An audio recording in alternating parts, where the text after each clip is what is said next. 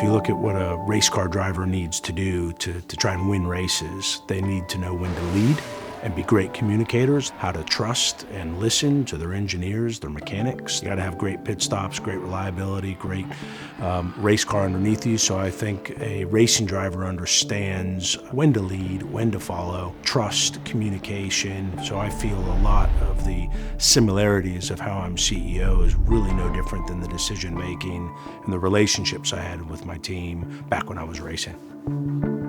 Talent is what's most important. As I always said, while we're in the technology business, it's our people that develop and create the technology. We're a sports team, and if you can't have fun at what you're doing, working at McLaren, going racing, maybe it's not the place for you. And I think if you put people in a good work environment and they're having fun, they work harder. When I started at McLaren, we had a blame culture, a fear culture. It was not a great sports team and work environment. We had a bit of a revolving door of leadership here over the last decade. And so when I joined, tried to get people to open up, communicate with each other, trust each other, and give people the benefit of the doubt. It took a little bit of time, but it's all about momentum, changing a culture. And then once you get that momentum going, it kind of starts to take care of itself.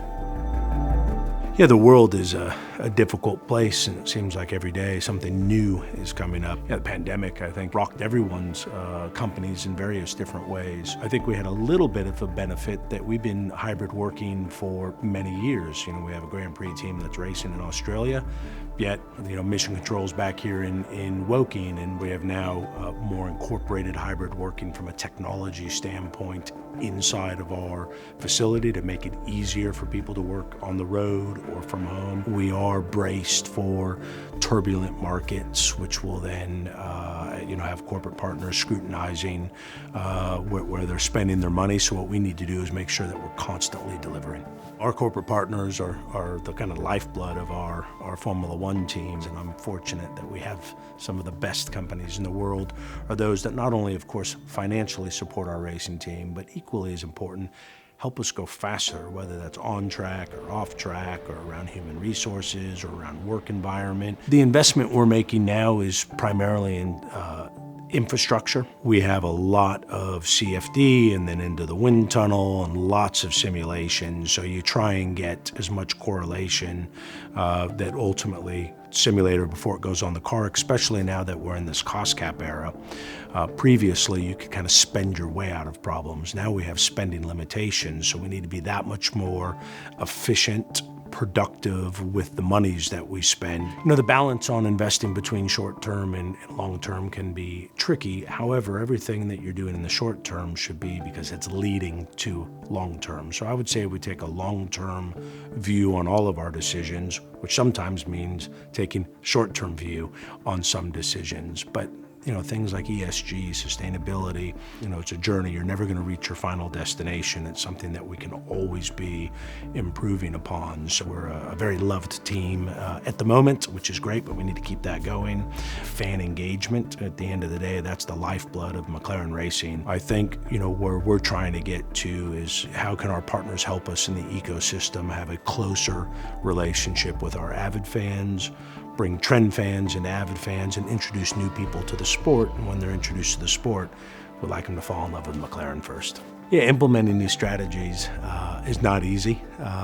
You know, I try and gather as much information as possible, both from, you know, inside McLaren, and we have an advisory team that are, you know, current and former CEOs. And then ultimately, it's my job to make a final decision and have everyone bought in and come along on the journey.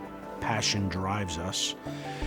Emotion, and there's not a big difference between the two, but I think when you're emotional, you maybe make some emotional decisions. If I look at when we didn't win Russia last year, that was because we have a passion to win, but we made some emotional decisions that kind of broke from protocol, and ultimately it cost us the race.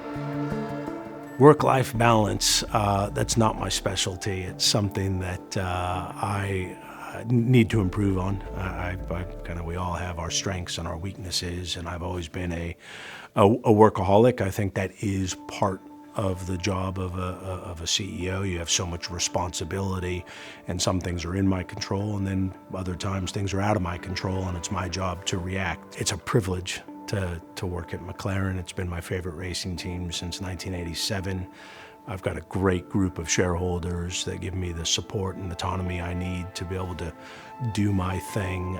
Clearly, we're a racing team, so there's nothing more gratifying than our Monza 1-2 last year. That's a lot of hard work from all of us coming together for victory. So being a racer, that's the ultimate finish line and celebration for me.